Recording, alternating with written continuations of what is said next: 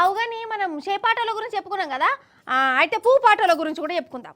అయితే ఈ పువ్వు పాట లీడర్ల పర్ఫార్మెన్స్లు చూస్తుంటేనే నాకు చీదర ఉడుతుందోలా. ఏదో శాస్త్రం ఉన్న చూడు, చెప్పేటి శుద్ధులు అని. ఆగో గట్లనే కొందరు గట్టనే మోపారు కాదు. అసలు ఈ ముచ్చడే చెప్పద్దు అనుకున్నా, కానీ శుద్ధులు చెప్పే పూపాటి లీడర్ల అసలు రంగులు తెలియాలి కదా జనాలకు కూడా. అందుకే తప్పక చెప్పవలసి వస్తుంది.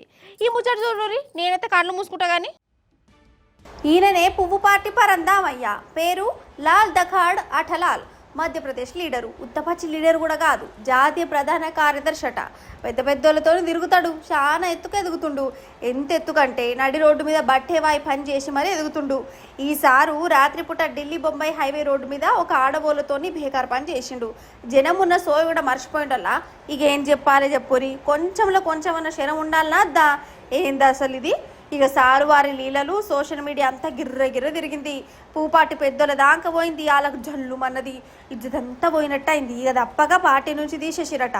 ఇక ఇప్పుడేమో అసలు ఆయన మా పార్టీలో ఎట్లా షరికైండో మాకే తెలుస్తలేదు అని శుద్ధపూస ముచ్చట్లు చెప్తున్నారు పూపాటోళ్ళు.